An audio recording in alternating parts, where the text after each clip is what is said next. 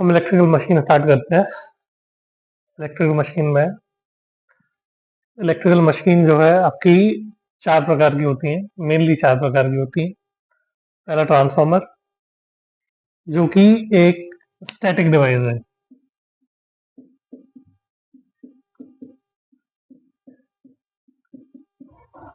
Static device का मतलब है इसमें कोई भी मूविंग पार्ट नहीं है। बाकी की ये 3 मशीन जो है, डीसी मशीन, सिंक्रोनस मशीन और इंडक्शन मशीन, इसमें आपके पास एक मूविंग पार्ट होता है, जबकि ट्रांसफार्मर के अंदर कोई भी मूविंग पार्ट नहीं होता है। दूसरी आपकी डीसी मशीन, ये डीसी सप्लाई पे काम करती है या डीसी सप्लाई लेती है, इस वजह से इसे डीसी मशीन कहते हैं। ये 2 तरह की होती हैं, डीसी मोटर और डीसी जनरेटर। उसी तरह से हमारे पास एसी मशीन है, ये एसी सप्लाई पे काम करती हैं या एसी सप्लाई हमें देती हैं। ये 2 तरह की होती हैं, सिंक्रोनस मशीन और इंडक्शन मशीन। देखिए, डीसी मशीन को 2 भागों में डिवाइड किया गया है, डीसी मोटर और डीसी जनरेटर। उसी तरह सिंक्रोनस मशीन को भी 2 भागों में डिवाइड किया गया है, सिंक्रोनस मोटर और सिंक्रोनस जनरेटर। इंडक्शन मशीन को भी 2 भागों में डिवाइड किया है, इंडक्शन मोटर और जनरेटर। यहाँ पर एक मोटर है हमारे पास और एक जनरेटर है। मोटर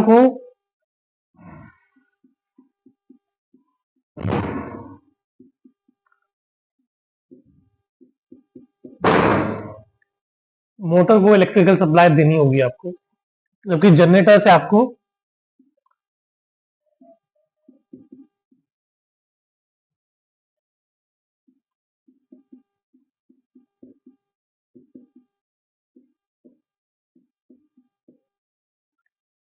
जनरेटर आपका इलेक्ट्रिकल सप्लाई देगा और मोटर जो है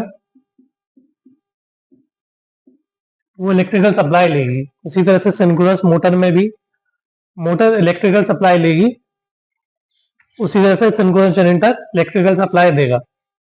इंडक्शन मोटर इलेक्ट्रिकल सप्लाई लेगी और जनरेटर इलेक्ट्रिकल सप्लाई देगा।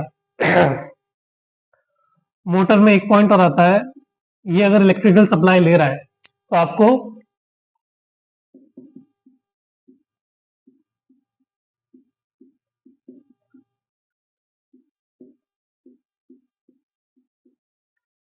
ये मैकेनिकल आउटपुट देगा। जनरेटर में अगर ये इलेक्ट्रिकल सप्लाई दे रहा है, इट विल टेक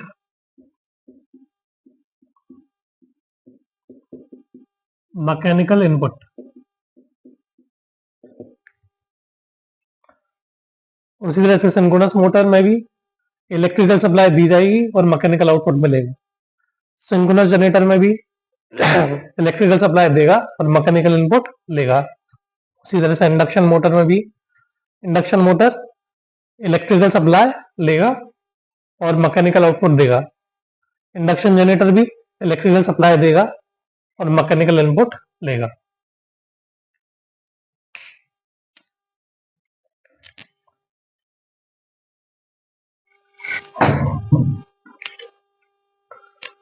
अब हम बात करेंगे इंडक्शन मोटर के कंस्ट्रक्शन की।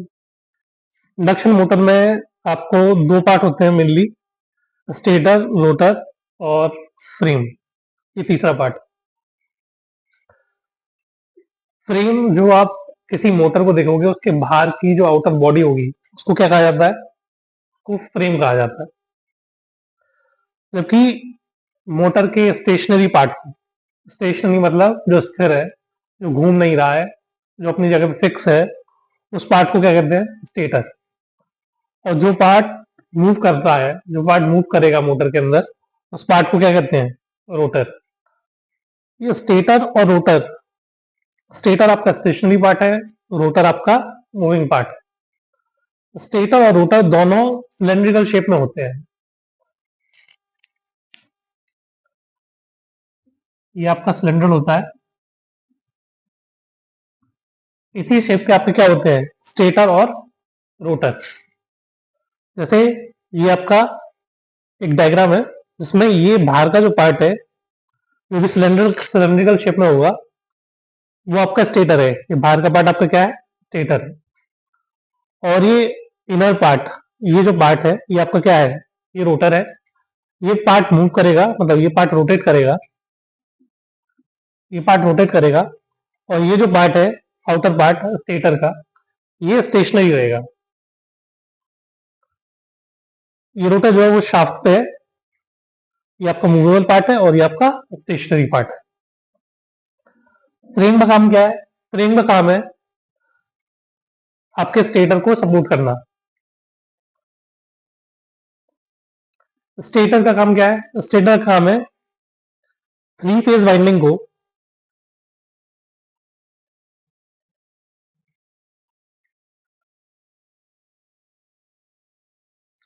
स्टेटर के अंदर 3 फेज वाइंडिंग रखी जाती है।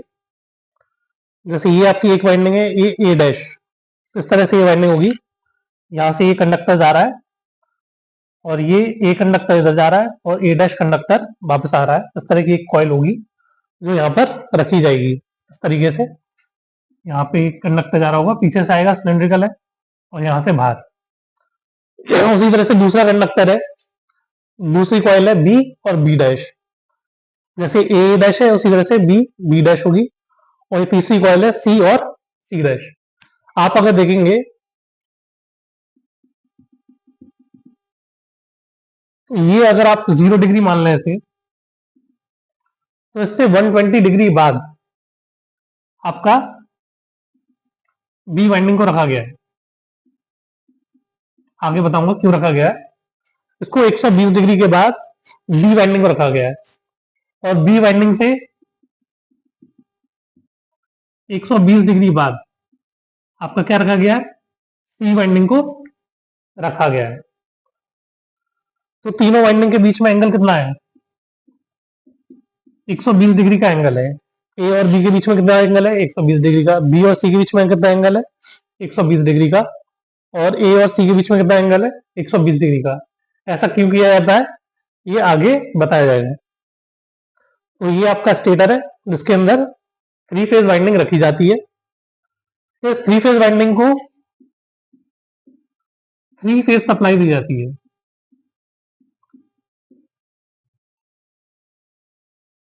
इस 3 फेज वाइंडिंग को 3 फेज सप्लाई दी जाती है। मतलब अगर ए वाइंडिंग को आर फेज से जोड़ दिया जाएगा, बी वाइंडिंग को वाई फेज से जोड़ दिया जाएगा और सी वाइंडिंग को बी फेज से जोड़ दिया जाएगा।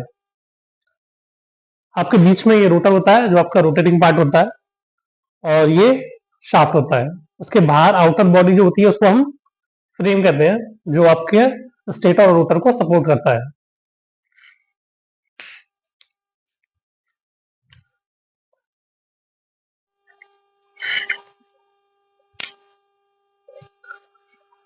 इंडक्शन मोटर के कंस्ट्रक्शन के बारे में डिटेल से बढ़ते हैं।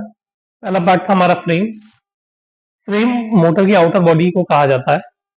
इसके 3 फंक्शन होते हैं। पहला स्टेटर कोर और स्टेटर वाइंडिंग को सपोर्ट करना। दूसरा मशीन के इनर पार्ट को प्रोटेक्ट करना। तीसरा मशीन चलते समय हीट होगी, इंडक्शन मोशन मशीन चलते टाइम हीट होगी और उसमें गर्मी पैदा होगी। उसको कूल करने के लिए एयर का पैसेज होना चाहिए, और या फिर अगर हम कोई कूलेंट उससे पास करा रहे हैं तो कोई कूलेंट होना चाहिए जो उसे कूल कर सके। तो ये उसमें भी मदद करेगा। क्या करेगा? तो ये मदद करेगा मशीन की कूलिंग में। तो ये प्रोटेक्ट करता है स्टेटर कोर और स्टेटर वाइंडिंग को। दूसरा, ये मशीन के इनर पार्ट को प्रोटेक्ट करता है। तीसरा, ये कूलिंग में मशीन की मदद करता है। दूसरा पार्ट है हमारा कंस्ट्रक्शन का स्टेटर। स्टेटर में एक पार्ट है स्टेटर कोर। जैसा जैसे कि ट्रांसफॉर्मर में हमारे पास एक कोर था, एक प्राइमरी वाइंडिंग थी, एक सेकेंडरी वाइंडिंग थी। इसमें भी हमारे पास कोर है। ये कोर थिन लेमिनेशन का बना होता है, जैसा कि हमारा ट्रांसफॉर्मर बना हुआ था। ट्रांसफॉर्मर भी 2 तरह के लॉस हो रहे थे कोर के अंदर, एडी करंट लॉस और हिस्टैरिसीस लॉस। इसमें भी वो 2 लॉस होते हैं, एडी करंट लॉस और हिस्टैरिसीस लॉस। अब ये स्टील लैमिनेशन थिन लैमिनेशन से बना होता है और वो भी सिलिकॉन स्टील के। तो यहाँ पे 2 सवाल है, एक तो थिन लैमिनेशन इस्तेमाल क्यों की और दूसरा सिलिकॉन स्टील क्यों इस्तेमाल किया। सिलिकॉन स्टील इस्तेमाल करने का कारण ये है कि एडी करंट लॉस जो होता है वो कंडक्टिविटी के प्रोपोर्शनल होता है, और सिलिकॉन की कंडक्टिविटी लो होती है। तो अगर स्टील में हम सिलिकॉन मिला देंगे तो स्टील की भी कंडक्टिविटी कम हो जाएगी। स्टील की कंडक्टिविटी कम होने से हमारा एडी कंडक्टिविटी कम होगी तो एडी करंट लॉस भी कम हो जाएगा, और एडी करंट लॉस कम हो जाएगा तो हमारे मशीन में जो हीट पैदा हो रही है वो भी कम हो जाएगी। दूसरा कारण है, दूसरी चीज है इसकी थिन लैमिनेशन की इस्तेमाल की। थिन लैमिनेशन इस्तेमाल करने के लिए आपको एडी करंट का ये फॉर्मूला देखना पड़ेगा। इसमें एडी करंट का फॉर्मूला है K E B M square F square T square V, जिसमें बी एम आपका मैग्नेटिक फ्लक्स डेंसिटी है, एफ आपका फ्रीक्वेंसी है, टी आपका थिकनेस है, और वी आपका वॉल्यूम है।